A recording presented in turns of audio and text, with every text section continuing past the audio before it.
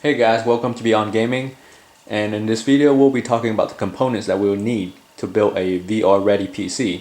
Now our budget is about $1,000. So the first thing that you see there is a ballistic DDR4 RAM, 16 gigabytes. They cost about $48. The next component is a SSD drive.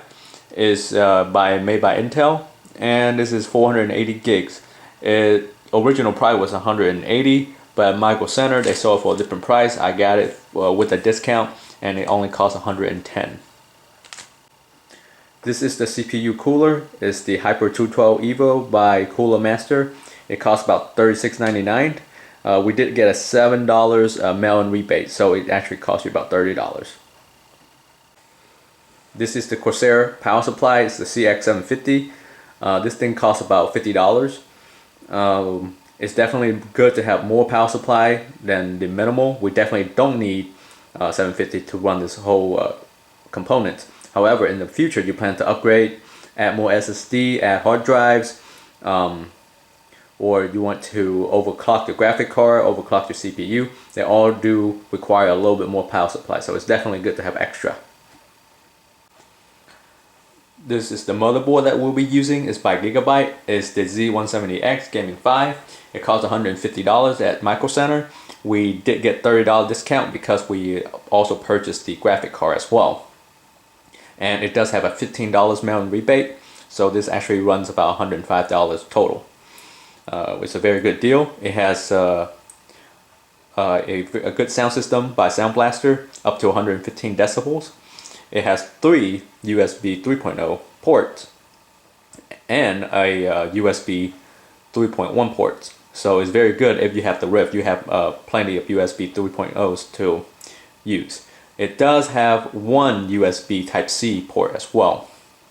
It has killer Ethernet, dual Ethernet ports, and it also supports M.2. This is the tower that we are using. It's the Lipa LPC 306. It's not a fancy case. It doesn't have a nice glass looking side. It's only $35. So this is where we can save some money within our budget.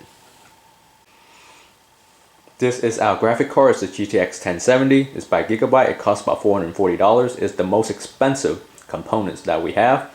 But I definitely recommend getting this graphic card. If you can afford more, the GTX 1080 is the way to go, but that does cost quite a bit more. Now, the reason why I recommend this one over the 970, which is the recommended spec, or the 980 Ti. 970, yes, it's a little cheaper, but right now VR software is very demanding, so I can see maybe about a year down the road, the 970 can only play games on the minimal spec, and that's not what we want, since VR is all about immersion and the best graphic quality that we can get. Now the 980 Ti price costs almost the same as the GTX 1070, so there is no point of getting the 980 Ti. The GTX 1070 does run better. The only thing that we did not mention that we got also is the DVD drive. It's about $15 DVD burner. And the only reason I have that is to install certain software that comes on a disk, just in case. Other than that, I hope you enjoyed this video, and we'll look forward to see you in the next video. Thank you, and have a good day.